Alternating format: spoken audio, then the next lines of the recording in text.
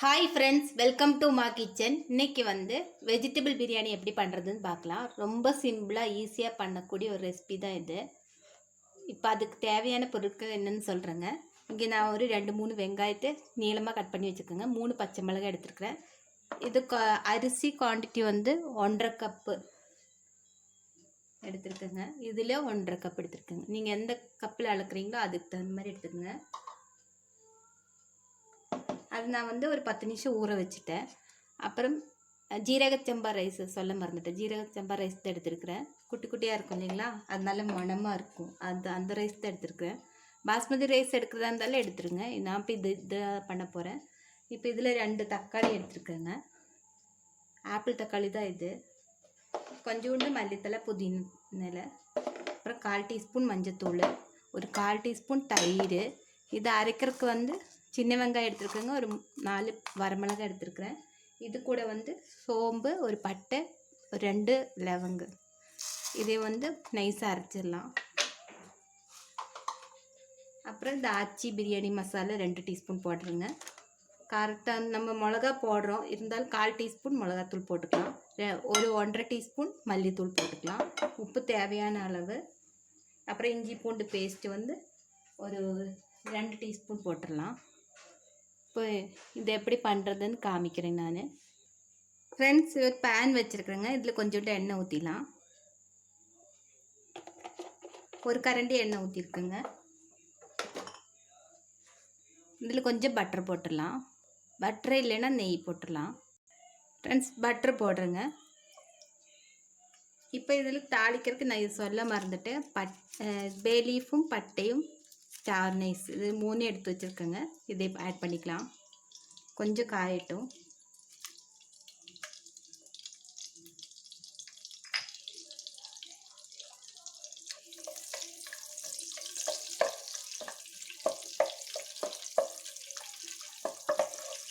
Butter நல்லா melt ஆகிடுச்சு. இப்போ பச்சை மிளகாய் ஆட் பண்ணிக்கலாம். இந்த பச்சை மிளகாய் ஒரு ப்ரௌனிஷ் கலர் ஆகிடும். அப்போ நல்ல ஃப்ளேவர் கொடுக்கும் பிரியாணி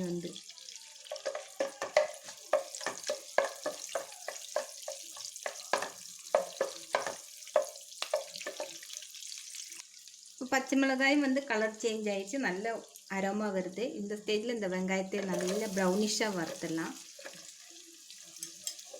இதில் கொஞ்சம் சால்ட்டு போட்டுடலாம். வெங்காயம் வணங்குறதுக்காக கொஞ்சோண்டு சால்ட்டு போடுறேங்க. இப்போ இது ப்ரௌனிஷ் ஆகிற வரைக்கும் வெயிட் பண்ணலாம். ஃப்ரெண்ட்ஸ், இப்போ நல்ல வெங்காயம் வணங்கிடுச்சு. ஒரு 5-6 நிமிஷம் நல்லா வணக்கிட்டுங்க. இப்போ இதில் இஞ்சி பூண்டு பேஸ்ட் கோல்டன் ப்ரௌனிஷ் ஆகிடுச்சு பாருங்கள். அப்புறம் நல்ல டேஸ்ட்டு கொடுக்கும். பிரியாணி நல்ல அரோமா இருக்கும். நல்லா வணங்கணும் தான் நல்லாயிருக்கும். இப்போ இதில் 2 teaspoon ginger garlic paste add பண்ணிக்கலாம். இப்போ இதோட பச்சை ஸ்மெல் போகிற வரைக்கும் வணக்கி விட்டுடலாம்.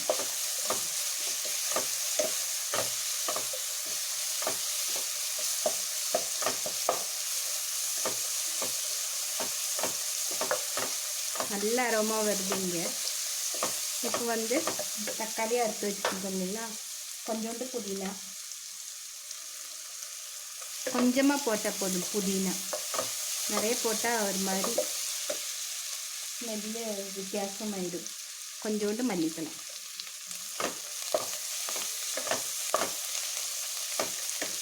இப்போ இந்த தக்காளி ஆட் பண்ணிக்கலாம்.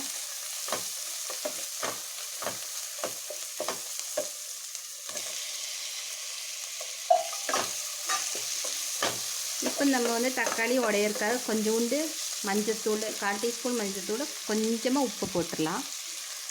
கொஞ்சமாக உப்பு போடுறேங்க. தக்காளி நல்லா உடையிட்டு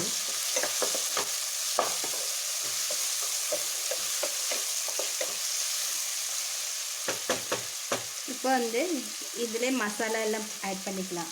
மல்லித்தூள் 2 டீஸ்பூன் மல்லித்தூள், 1-1.5 டீஸ்பூன் போட்டால் போதும். ஏன்னா நம்ம பிரியாணி மசாலா ஆட் பண்ண போகிறோம். அதனால் 1.5 டீஸ்பூன் போட்டுக்கோங்க. 1/2 டீஸ்பூன் மிளகாத்தூள்,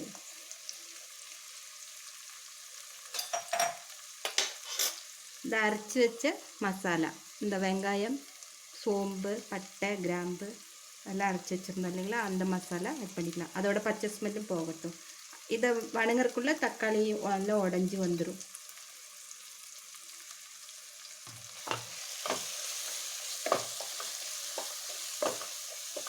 அந்த மசாலாவோட பச்சை ஸ்மெல்லும் போயிடும் நம்மளுக்கு. இது மூடி வச்சுக்கலாம்.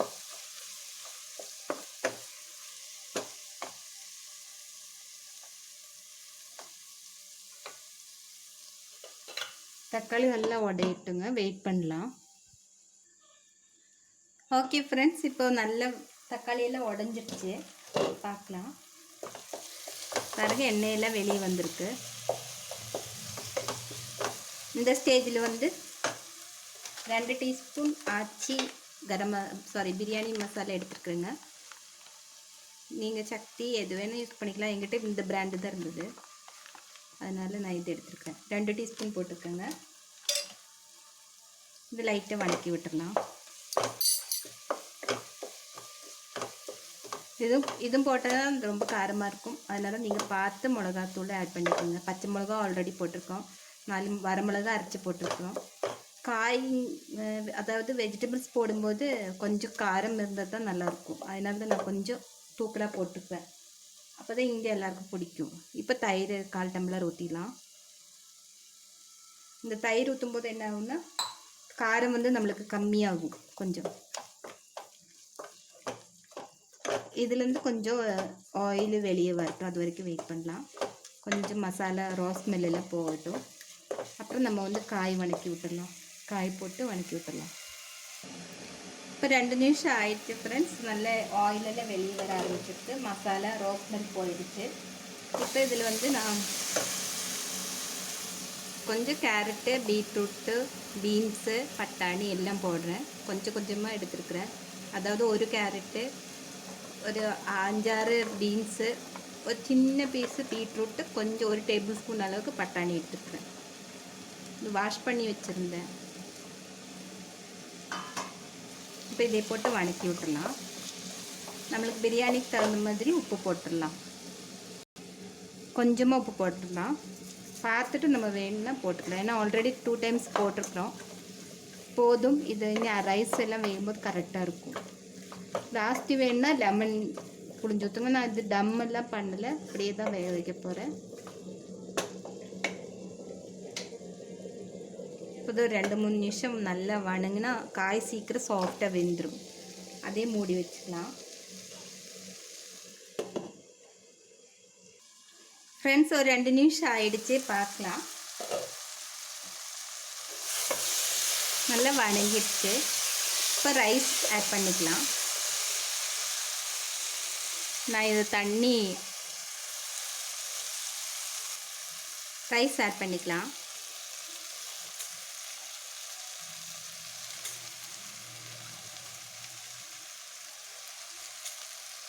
இது நான் இப்போ 1.5 கப் எடுத்துருக்கிறேன். 1.5 கப்புக்கு 3 கப்பு தண்ணி எடுத்து வச்சுருக்குறேங்க. அதாவது 1 கப்புக்கு 2 கப்பு, 1/2 கப்புக்கு 1 கப்பு கரெக்டாக இருக்கும். ஆனால் அது சுடு தண்ணி தான், கொதிக்க வச்ச தண்ணி தான் ஊற்ற போகிறேன். நான் அளந்து கெட்டில் நல்லா கொதிக்க வச்சுட்டேன். அதை ஊற்றிடலாம்.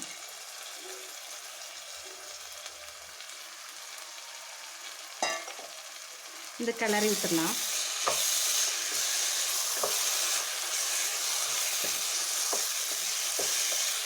இது ஒரு 20 நிமிஷம் ஸ்லிம்மில் வச்சு வேக வச்சிடலாம், மூடி போட்டு. கரெக்டாக வெந்துடும். ஹையில் நல்லா வதக்கி விட்டுருங்க. அப்புறம் தண்ணி ஊற்றிட்டு உப்பு காரம் செக் பண்ணிவிட்டு அப்புறம் வந்து நீங்கள் ஸ்லிம்மில் வச்சுருங்க. ஸ்லிம்மில் ஒரு 20 நிமிஷம் வச்சோம்னா கரெக்டாக வெந்துடும். அப்புறம் நீங்கள் லெமன் புளியறதா இருந்தால் மேலால் லெமன் புளிஞ்சிருங்க. ஆஃப் பண்ணிவிட்டு இப்படி வதக்கும்போது என்ன ஆகும்னா அரிசி உடையாமல் வரும். அதனால தான் இப்போ வதக்குறோம். ஒரு 2 நிமிஷம் வதக்கினாலே போதும். இப்போ வந்து இந்த பீட்ரூட் போட்டதுனால கலர் இந்த மாதிரி இருக்குது. இப்போ நான் 3 டம்ளரு, அதாவது 3 கப்பு தண்ணி கொதிக்க வச்சுருந்தேன், அதை ஆட் பண்ணிக்கலாம்.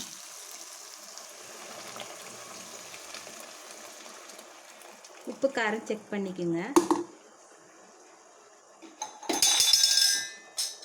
சாரி, நல்லா கிளறி விட்டுடலாம்.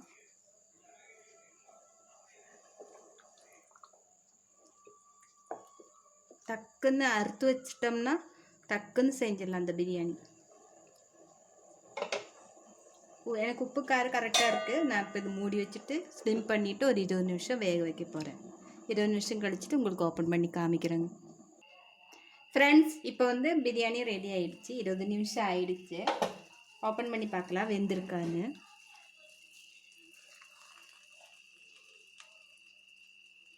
நல்லா வெந்திருக்கு. இது அப்படியே மூடி வச்சுக்கலாம். உதிரி உதிரியாக வந்துடும். பாருங்க, தம்மெல்லாம் போடவே இல்லை. இது வந்து கொஞ்சம் மல்லித்தலையும் புதினலையும் போட்டுடலாம். இது நான் சர்வ் பண்ணிவிட்டு உங்களுக்கு காமிக்கிறேன். ஃப்ரெண்ட்ஸ், பாருங்கள், நம்மளுக்கு சூப்பராக பிரியாணி ரெடி ஆகிடுச்சு. எல்லோரும் செஞ்சு பார்த்துட்டு உங்கள் கமெண்ட்ஸ் எனக்கு மறக்காமல் சொல்லுங்கள். என்னோடய சேனல் புதுசாக பார்க்குறவங்களா இருந்தால் மறக்காமல் சப்ஸ்கிரைப் பண்ணுங்கள். பக்கத்தில் இருக்கிற பெல் பட்டன் அழுத்திடுங்க. ஆல் ப்ரெஸ் பண்ணிவிடுங்க. இந்த ரெசிபி எல்லாருக்கும் பிடிச்சிருக்குன்னு நினைக்கிறேங்க. பிடிச்சிருந்தால் லைக் பண்ணுங்கள், ஷேர் பண்ணுங்கள். இந்த வீடியோ பார்த்ததுக்கு ரொம்ப ரொம்ப தேங்க்ஸ்.